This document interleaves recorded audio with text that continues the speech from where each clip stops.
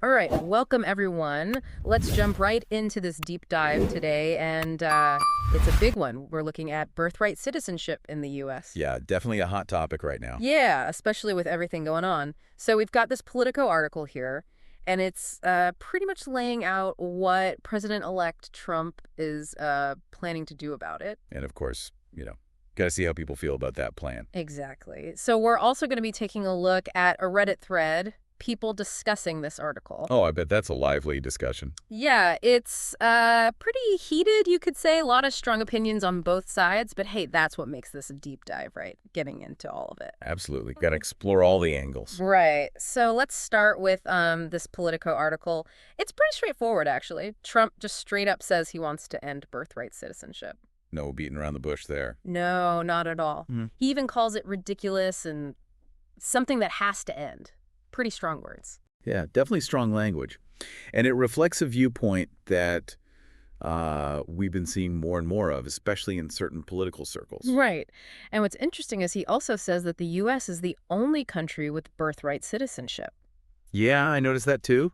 Yeah. And that's not actually accurate. No.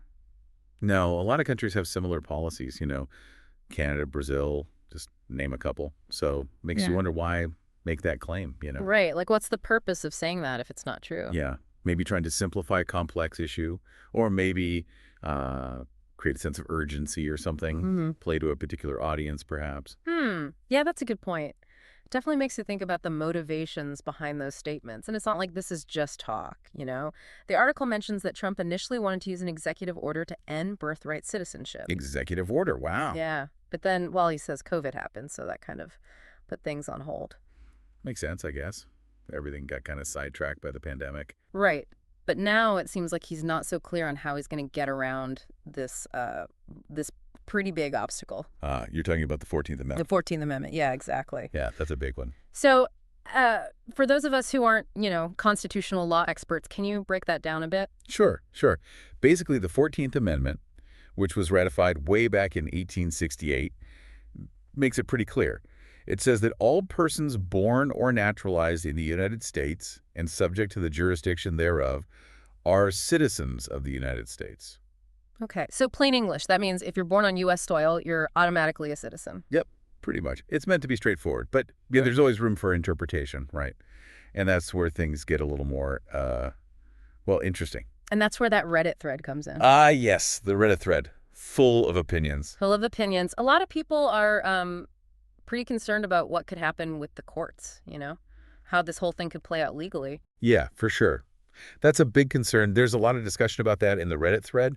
In fact, some people are bringing up these arguments from groups like the Heritage Foundation. The Heritage Foundation, right? Yeah, and they believe that part of the 14th Amendment, the phrase subject to the jurisdiction thereof, well, they think that actually excludes children of undocumented immigrants from automatic citizenship.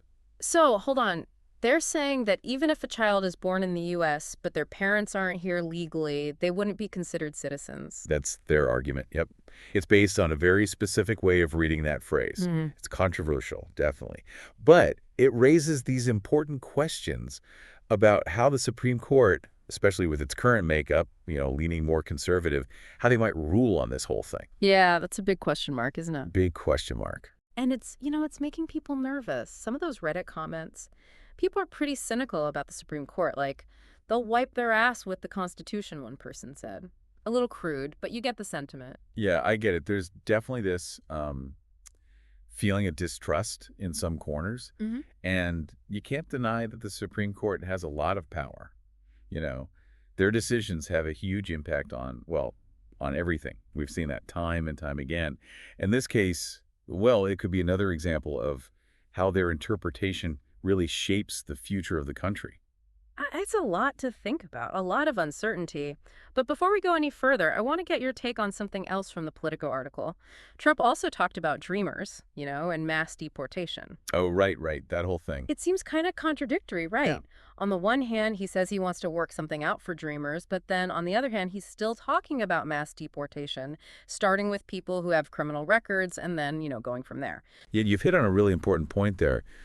That apparent contradiction, it raises so many questions, doesn't it? Like, how can you say you want to find a solution for dreamers who were brought here as kids, many of them don't even know another home. Right. And at the same time, be pushing for these deportations that could easily sweep them up, too. Hmm. Just creates this sense of, well, a lot of uncertainty, a lot of anxiety. And you can see that in the Reddit thread, too. People are really struggling to make sense of it. Yeah, it's a lot for people to process. It's their lives. We're talking about their families, their futures, and everything's up in the air. Right. And it's not just theoretical. Hmm. People are actually scared. One Reddit user even said they're worried about being targeted just for being an immigrant in California. It's understandable, right? This isn't just some abstract legal debate. It's about real people's lives being turned upside down.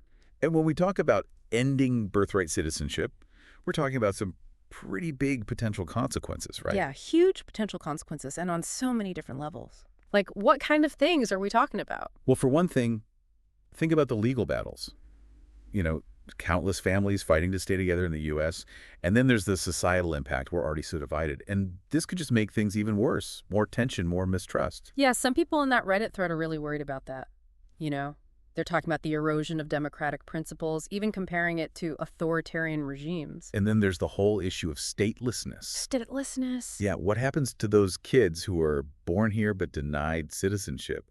What if their parents' home countries don't recognize them either? They could end up with no country at all. Wow, that's a tough situation to be in. A kid without a country, it's hard to even imagine. Yeah, it's a real concern, and it happens more often than you might think around the world. It's a reminder that these policies, these decisions, they have very human consequences. Absolutely. But, looking at the Reddit thread, not everyone's convinced that Trump can actually do this. Some people are like, he literally cannot, or he'd have to change the Constitution. Yeah, changing the Constitution, that's not a simple thing. Yeah, no kidding. So what does it actually take to change the Constitution? Well, like a whole process. You need a supermajority vote in both houses of Congress, and then 3/4 of the states have to ratify it. So basically it's a long shot. It's definitely not easy. Huh. But there's also that other possibility we talked about, right? The Supreme Court reinterpreting the 14th Amendment. Right. So they could basically find a way to make Trump's plan work without actually going through the whole amendment process. Exactly, and that's what makes this whole situation so unpredictable. You've got the legal side, the political side, everything's kind of in flux right now, and nobody knows for sure how it's all going to shake out. And all that uncertainty just feeds the anxiety, right? It's no wonder people are on edge. Absolutely. People need answers. They need to know what this means for their lives, their families. It's about basic human needs, feeling safe and secure, knowing where you belong. And these are big questions, What does it mean to be an American? What are the rights and responsibilities that come with citizenship?